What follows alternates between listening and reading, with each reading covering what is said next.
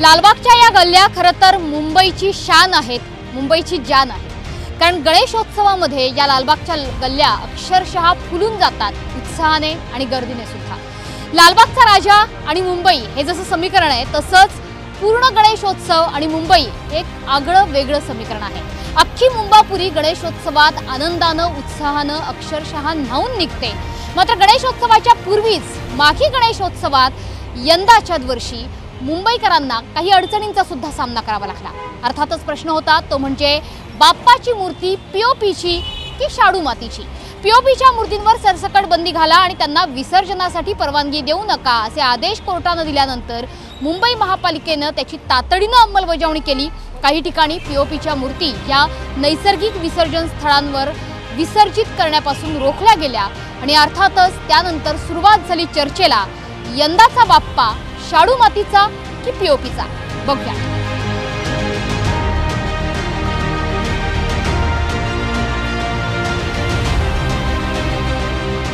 गणेशोत्सवात लालबागकरांच्या भावना काय आहेत हे जाणून घेणं फार गरजेचं असतं। मला सांगा की तुम्ही लालबागकर आहात, गेली किती वर्ष लालबागमध्ये राहताय? आता नवीन 6 वर्ष आली।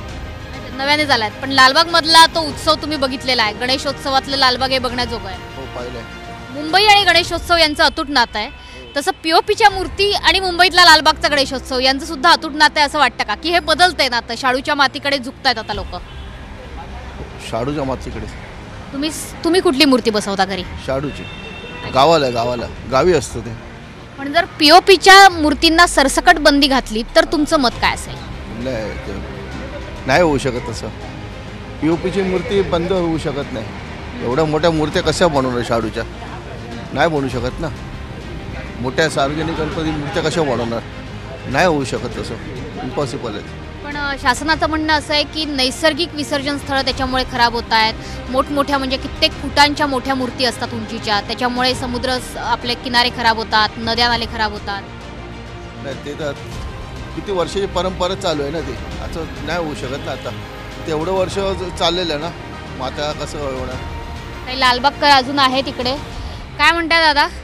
गणपतीत आता लालबाग पुन्हा एकदा झळाळून उठेल, कुठल्या मूर्ती हव्यात सध्या गणेशोत्सवात? कुठल्या मूर्ती जास्त दिसल्या पाहिजे असं वाटतं तुम्हाला? मोठ्या भाऊ हॅलो, ज्या मोठ्या मूर्त्या आहेत ना त्या दिसायला काही हरकत नाही आहे। कारण आता जो पीओपीचं प्रदूषण वगैरे हे जे सांगतात त्यापेक्षा मी म्हणतो इतर राज्यांमध्ये पीओपीच्या बनवून पाण्यामध्ये विसर्जित करून त्याची माती होते, तो फॉर्म्युला अजून मुंबईमध्ये निघालेला नाही आहे। आणि मुंबईमध्ये निघालेला नसल्यामुळे हे जे मोठमोठ्या गणपतीमुळे जो स्वरूप लालबागाला आहे तो ओसंडून जाऊ नये, म्हणजे कमी होऊ नये म्हणून इतर राज्यांचा फॉर्म्युला अजून मुंबईमध्ये तो आलेला नाही। आणि ज्या वेळेला तो मुंबईला येईल त्यावेळेला तुम्ही बघा ना, तोपर्यंत हा मोठ्या गणपतीवर गदा आणू नये असं आम्हाला वाटतं, कारण 11 दिवसाचा हा गणपती असतो। यंदाच्या वर्षी पीओपीचा गणपती हवाय की शाडू मातीचा बाप्पा हवाय? पर्यावरणाला निगडीत बघू तर शाडू मातीच बेस्ट आहे। तुम्ही दरवर्षी कुठला गणपती बसवता? पीओपीचा बसवता की शाडू मातीचा बसवता? आम्ही आमच्या घरी तर पीओपीचाच बसवतो। आधी शाडू माती असायची, बट आता काही गणपतीचं तेवढं काम ॲट्रॅक्टिव्ह पीओपीमध्ये होतं तर थोडं चॉईस ती झाल्यामुळे शाडू पीओपीचा आम्ही दरवर्षी घरी तरी असतो।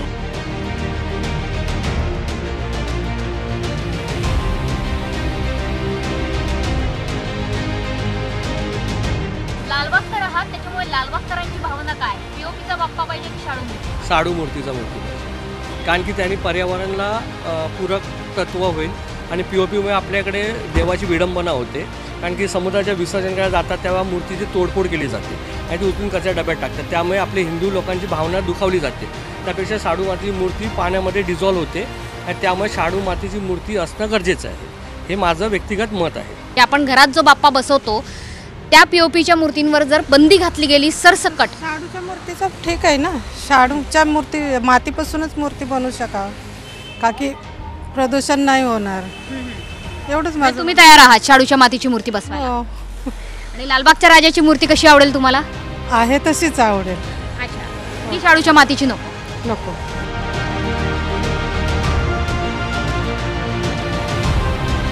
आदेशालय कोर्टाचे निर्देश आहेत पीओपीच्या मूर्तीवर बंदी घाला। सध्या पीओपीची मूर्ती जी आहे, जी बंदी आहे ती योग्यच मला वाटते। कारण पर्यावरणाच्या दृष्टिकोनातून सध्या आपण मातीच्या मूर्त्या बनवणं अधिक उपयुक्त आहे असं मला वाटतं. कारण पर्यावरण तर वाचवलंच पाहिजे आपल्याला. समुद्राच्या आजूबाजूला जी घाण सगळी होते ती गटाराच्या पाण्यामुळे होते. ज्या POPच्या मूर्त्या आहेत त्या तिथे वारंवार फेकल्या जात आहेत. मला वाटत नाही की त्या साफ नीट करत असतील. कारण जेव्हा मी जातो लहान मुलांना घेऊन चौपाटीला तेव्हा त्या मूर्त्यांचे काही अवशेष तसेच पडून असतात बऱ्याचदा. पण हे सगळं म्हणत असताना लालबागच्या राजाची एवढी मोठी मूर्ती, तुम्ही पण त्याच परिसरात राहता, अनेक वर्ष लालबागच्या राजाला बघताय. लालबागच्या राजा कुठल्या रूपात बघायला आवडेल, POPच्या की शाडू मातीच्या? कालांतराने जो आपल्याला मातीच्या रूपातच बघायला आवडेल असे आमचं तरी मला तरी असं वैयक्तिकरित्या वाटतं. सध्या आमची मूर्ती मातीची आहे, पण आम्ही त्याचं विधिवत विसर्जन करतो. विधिवत पूर्वापार आमचं विसर्जन इतरांपेक्षा वेगळंच असतं नेहमी. तो वारसा आमच्या मंडळाने जपला इतकी वर्ष आणि तो आम्ही पुढे नेऊ.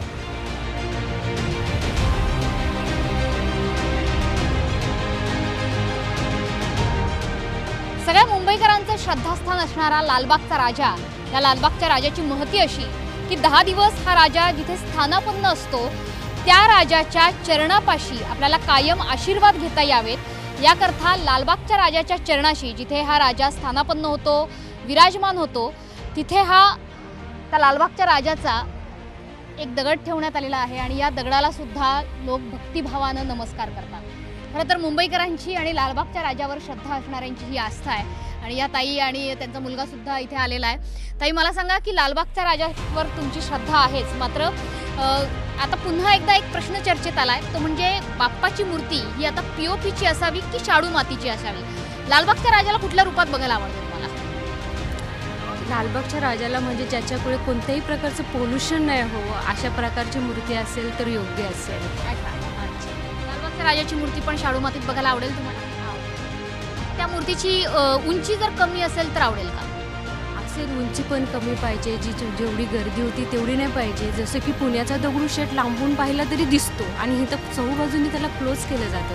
त्याच्यामुळे काय होतं, जे भाविक असतात त्यांना अतिशय चेंगराचेंगरी होते. देव हा सगळ्यांसाठी आहे, मग त्याला जरा तुम्ही लांबून दिसला तर ज्यांना की मुखदर्शन चरणदर्शन हे असे भेद न होता ते लांबूनसुद्धा आपलं दर्शन घेऊन ते जाऊ शकतात. त्यामुळे राजा तुम्ही बंद न करता सगळीकडे ओपन करून दिसला तर त्याची अजून माहिती वाढेल आणि लोकांना तिथं श्रद्धेने दर्शन कोणत्या प्रकारचा त्रास न होता होईल ही एक अपेक्षा आहे.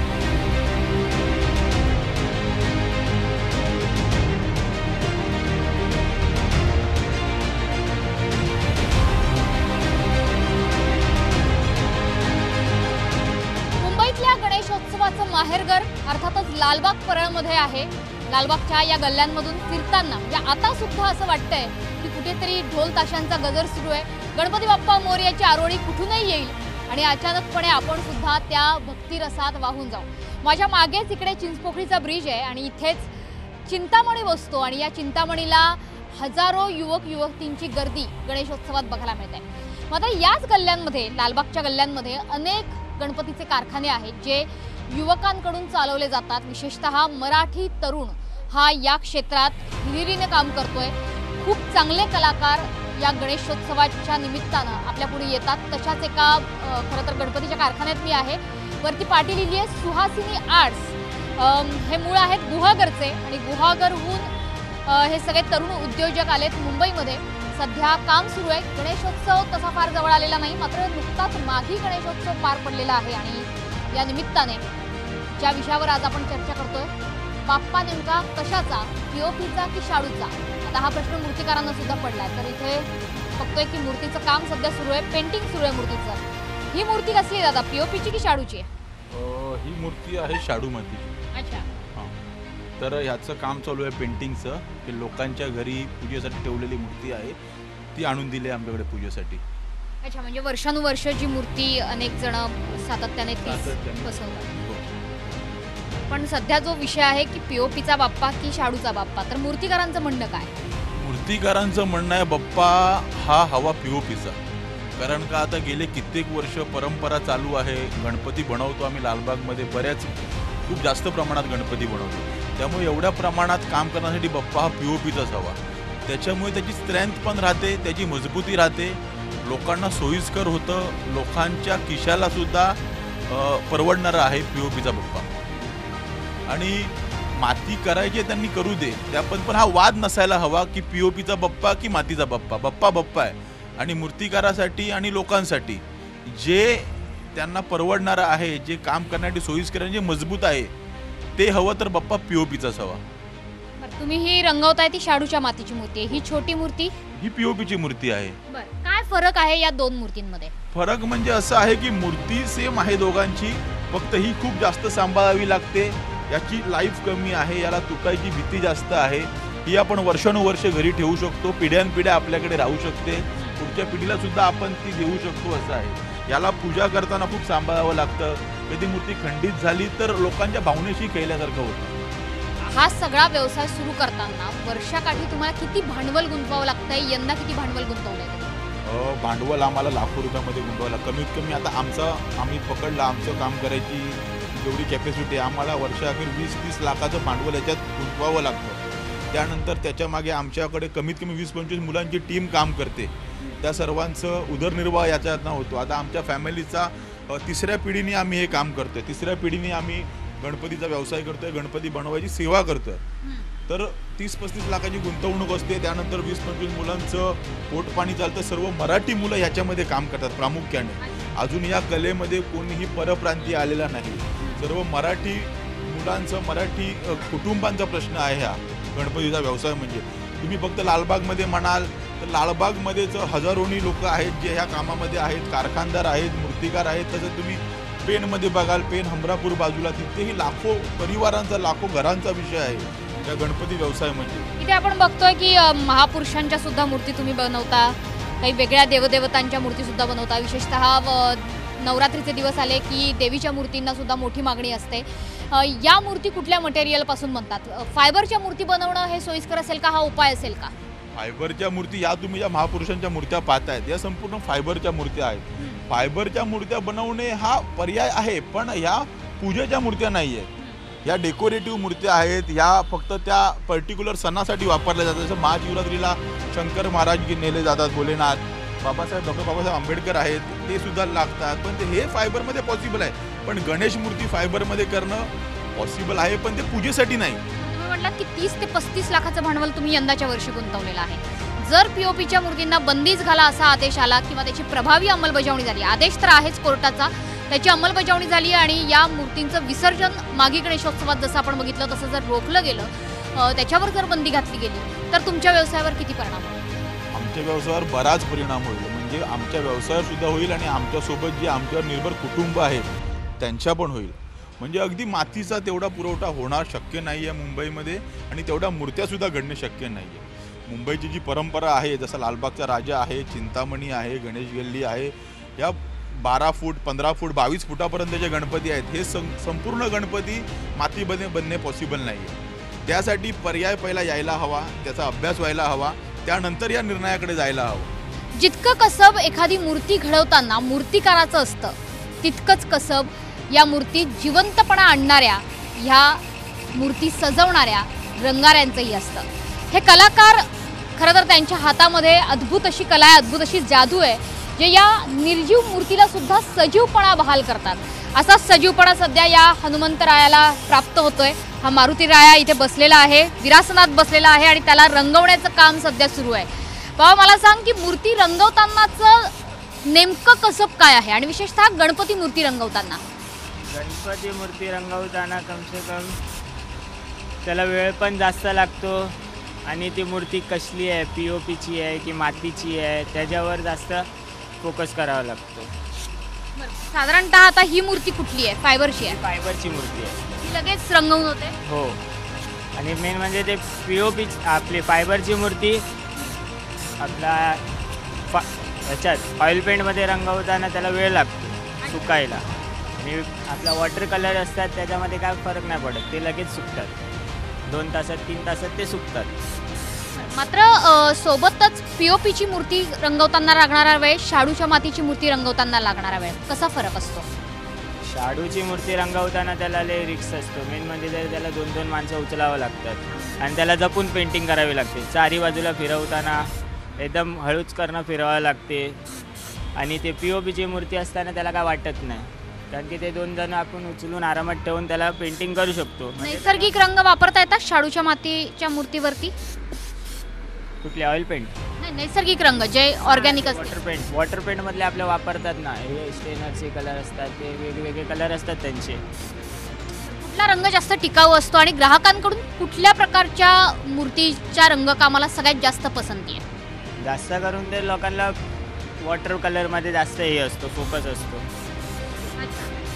वॉटर कलरमध्ये त्यांना जास्त करून आवडतात कारण की त्यांना त्या पद्धतमध्ये पेंटिंग करायला बरी पडते. आम्हाला पण इथे तू किती मूर्ती रंगवतोस, काय काय करतोस गणपती उत्सवाच्या काळात? गणपती उत्सवाच्या काळात आम्ही म्हणजे सर्व कामं करतो, कलरिंगपासून ते माती कामापर्यंत. मी मागचे गेले म्हणजे 6 वर्ष मी काम करतो. हे लहानपणापासूनच आवडच आहे मला. तू आत्ता 12वीची परीक्षा दिली आहेस? आता म्हणजे 2024. अच्छा, आणि 6 वर्षांपासून काम करतो म्हणजे वयाच्या कितव्या वर्षापासून काम करतो? वयाच्या तरी 13-14 वर्षापासून. अच्छा, तुला मूर्ती घडवता पण येतात, रंगवता पण येतात? हो. आणि या मिळणाऱ्या पैशातून काय करतोस? जे माझे मिळणारे पैसे असतात ते म्हणजे गावी आई वडील आहेत ते त्यांना देतो मी पैसे. ते गावी शेती आहे? हां, म्हणजे शेती अशी नाही पण बाग वगैरे आहे. अच्छा, मग घरच्या कामासाठी पैसे देतो? हां, घरच्या कामासाठी पैसे देतो.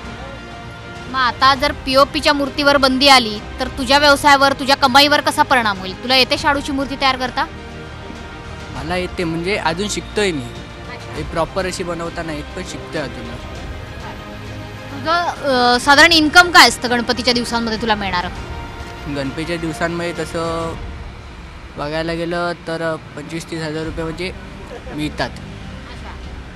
मूर्ती तयार करण्याचे, मदत करण्याचे वगैरे? मदत करण्याचे, पेंटिंग वगैरे करण्याचे, त्या डायमंडवर घालं या सर्वाचे. पण मग जर पीओपीच्या मूर्तींवर सरसकट बंदी आली तर तुझ्या व्यवसायावर, तुझ्या या उत्पन्नावर परिणाम होईल? साहजिकच होणारच.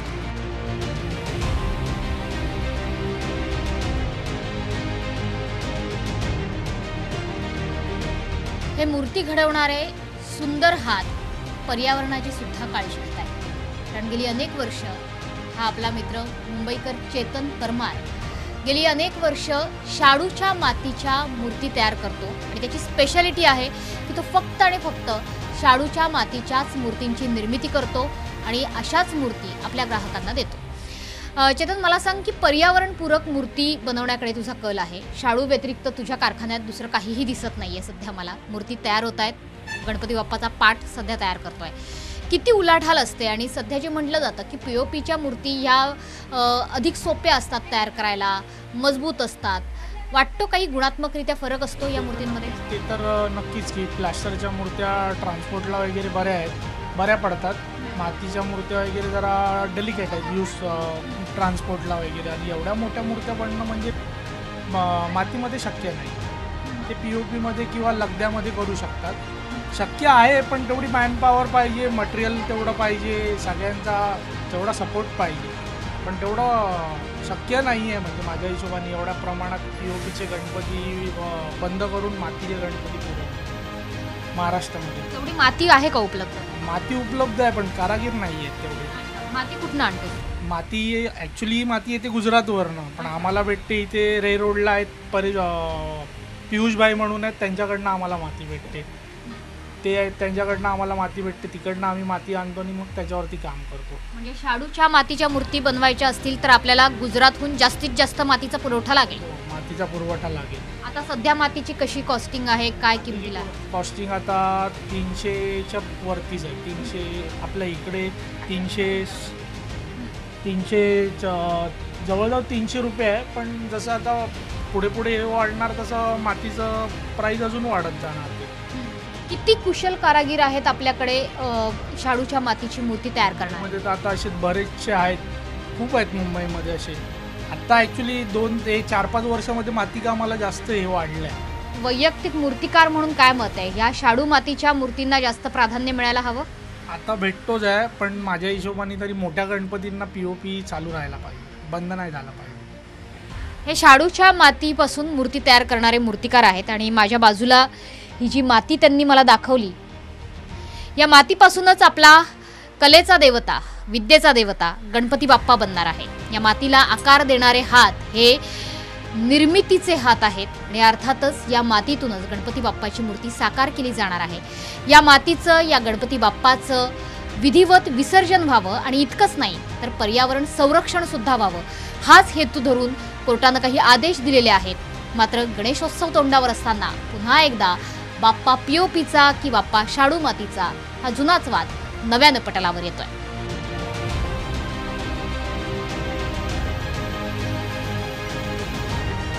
बाप्पा मातीचा असो किंवा पीओपीचा, जेव्हा बाप्पाप्रती मनातली निर्गुण निराकार श्रद्धा बाप्पाचं हे असं मूर्त रूप धारण करते तेव्हा अक्षरशः डोळ्यांचं पारणं फिटतं। मुंबई शहर ओळखलं जातं ते गणेशोत्सवाच्या भव्य दिव्यतेमुळे। शाडू माती की पीओपी हा वाद काही नवा नाहीये, तो जुनाच आहे। सध्या कोर्टानं दिलेल्या कडक अंमलबजावणीच्या कडक आदेशांनंतर महाराष्ट्र शासनानं सुद्धा काही मधला मार्ग निघतोय का याकरता हालचाली सुरू केलेल्या आहेत। त्यामुळे मुंबईची ओळख असणारा हा गणेशोत्सव दरवर्षीप्रमाणेच यंदाही वाजत गाजत उत्साहात साजरा व्हावा इतकंच नाही तर तो पर्यावरण स्नेही आणि सर्वांना सामावून घेणारा असावा इतकंच। कॅमेरामन सिद्धेशसह मनीष पाठक, झी 24 तास, मुंबई।